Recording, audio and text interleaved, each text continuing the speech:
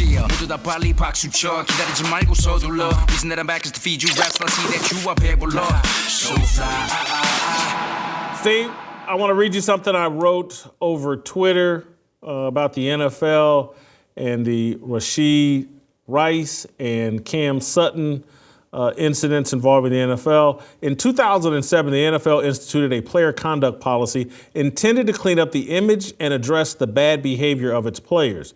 Corporate media and bloggers like Mark Florio pressured Roger Goodell into becoming the Law and Order Commissioner. 17 years later, it's quite clear the player conduct policy is a total failure. Over the weekend, 2 NFL players were wanted fugitives for serious crimes. Rice involved in a car chase, a race that led to an accident and a woman getting hurt and a child potentially getting hurt. Cam Sutton has been wanted for several weeks down in Florida for his involvement in a domestic violence issue.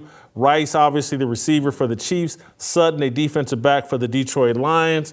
And so I go on to point out the only thing that has changed since 2007 is corporate media and Mike Florio were incentivized to pick new topics. They eventually pivoted to the NFL's races. Colin Kaepernick and NFL players need to lead criminal justice reform. And what about Brett Favre? You can't make this stuff up. Florio used to have a ticker with a countdown to when the next NFL player will get arrested. Why doesn't he have a ticker now for when the next player is going to surrender to authorities? The media, they pick and choose which crisis they want you to get emotional about. The crisis they manipulate you with today will be the exact same crisis they will ignore tomorrow. NFL player conduct policy, a complete and total failure. Nothing's changed. Jason, I think what is going on here with the way the media now has almost not just kid gloves treatment, but hands-off treatment of those who break the law. And we're not talking about speeding tickets or just moving violations or a parking ticket. We're talking about putting other lives in danger. To me, this is very reflective of what has taken place the last, 4 to 5, 6 years, maybe longer, in terms of criminal justice reform, about how crime is now about the past. It is not about individual responsibility. It's about generational trauma and all these other terms that they're going to gin up to basically excuse the behavior and place no accountability on the individuals. And Jason, I'll be honest with you, doing something of that nature, that Rashee Rice, who is now running a go pattern because nobody can find him. Where is he, by the way? Basically seemed to be playing a game, a real life game of pole position, preparing to qualify. And it's one thing to do drag racing out in a deserted street or an area where there's nobody except 2 guys that can get hurt in their vehicles. When you're putting other lives at stake, that to me is just despicable behavior. Coming home from the Super Bowl a couple of months ago, Jason, I was getting off about a mile or so from my off ramp. I ran into one of those situations where several cars were weaving in and out of traffic, luxury vehicles at a very high speed or rate. And one of them almost clipped me. And it's a scary, helpless feeling. And the guy was able to swerve and dart in and out. And I said to myself, you know what? I nearly wrecked here, and it was no fault of my own. And I have absolutely no sympathy for men that that put the others in situations that can harm them physically.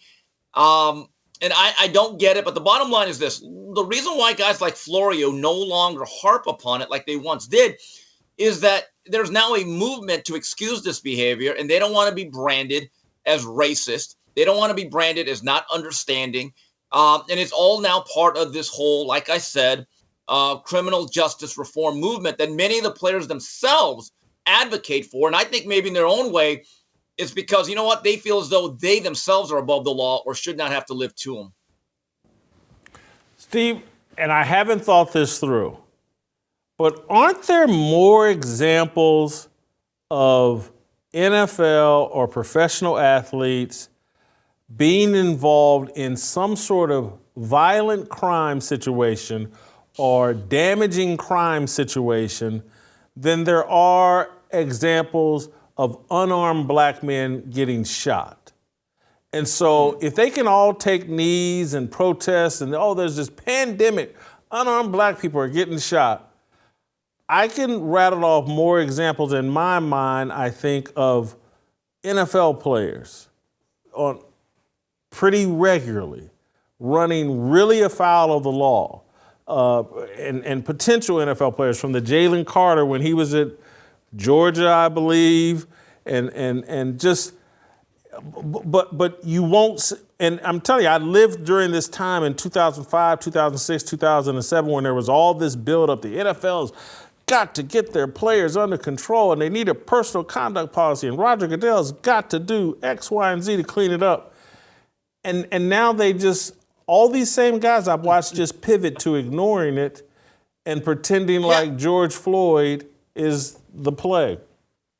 Jason, keep this in mind where we are in society today. And I think a lot of the coverage of any athlete that gets into trouble, and we're talking here specifically about the National Football League and Rice and Cam Sutton, we now have a situation because of the criminal justice reform movement that not only are criminals getting freed, there's the no cash bail system, which basically puts a lot of people that commit physical crime. We're not talking about getting caught urinating on a sidewalk at midnight. Okay, that's a little bit different. I think those are petty crimes. You give a citation, you move on. But we're talking about serious offenders of assault and any type of physical violence.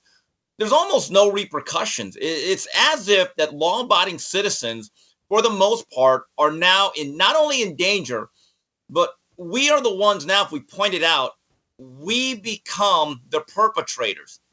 And I just find it baffling to me that we are now treating criminals as the ones who are the victims. And it all ties into this. Like, think about it. There are cities now that will not put out mugshots. This is the God's honest truth. They will not put out mugshots, and because they feel as though it's racist. If you look at certain cities across America today, they all have a certain template in terms of who is leading them, in terms of their sex, race, gender, all that stuff, right? And they all have these soft on-crime policies that seem to extend into the media. Because if the media did a deep dive over who's doing the crime, what is the nature of the crime, and what are the ramifications of that crime, they themselves would get a lot of blowback. It's almost as if corporate America themselves across the board cannot report on this honestly. Steve, I'm going to move a little bit out of the sports world just to back up your point about like where the mentality is gone and what it's leading to, how it's criminals and people with a criminal mindset are so emboldened now that, I don't know if you saw this, but we have a young woman that works at the Blaze named Lauren Chin. Great host, somewhat strong values, character. Some psychopath put out a video threatening her and her family and saying, I want to come see you because I want you to tell me to my face that I don't deserve reparations. And he said, you need to be dealt with. And you know, talks about he's got family members, gang family members in the Nashville area. And I'm just like, how does he have the audacity to put this out on video and on tape? But it speaks to like where the culture is right now, that the actual criminals feel so emboldened that you know what? I'll put my threats out on tape. No, I won't be talking to some other rapper. No, I'm going to talk this crazy to a woman out in front of everybody because she says I don't deserve reparations. We've moved into a place of insanity that again, like the media, and yesterday on the show, I was talking to JB about Kim Mulkey and just what's gone on with, you can't correct people, you can't do criticism anymore. And I always just go back to the media and how the media has like set up this environment and this culture. Steve, I want to play the clip, and I know you've seen it, but I want the audience to see it, of this man talking crazy to Lauren Chin. I distinctly told you that I wanted you to tell me that I don't deserve reparations to my face. Quoting a tweet and telling me that I don't deserve reparations is not the proper response to what I requested. The proper request would be to send your address. Okay? I want you and your husband to tell me to my face that I don't deserve reparations. I want your husband to be there, and I want all your little white trolls, your little sexually frustrated white trolls who back you up on Twitter to be there as well. And I'll make you change your opinion. Because you see, what we're not going to do, I'm not going to allow a foreigner to disrespect me in my own country. I'm not going to allow a foreigner to reside in the town that my great-grandparents built. Okay? Johnny Somali learned this the hard way. When he came to Japan and disrespected the natives there, he got dealt with, and you will get dealt with. It's insanity, but it doesn't surprise me based on where we are in the culture. Well, again, I think this scholar here doesn't understand the concept of citizenship. Okay. The other thing is, like, the fact that, he has family members in a gang, maybe that's a deeper rooted problem than needing reparations. Let's just leave it at that. But again, the word that you use is emboldened when there are no consequences for breaking the law. And last I checked, making terroristic threats is breaking the law. But, coming up on this theme here, if you want to go further, look, squatting seems to be a bigger issue now, where people are just brazenly moving into properties that they do not own, that are vacated for a period of time, and they just move in. And it's lunacy to me that we still have squatters' rights. The squatters' rights should be you have an hour to move out once you are exposed as living in a property that you do not own or rent legally. But there are certain jurisdictions where the property owners are actually at a disadvantage. So this all kind of goes in line with the lowering of the bar of societal norms and rules and regulations and laws. I don't know if there's any turning back from it, to be honest with you. But, I'm not excusing any behavior from anybody.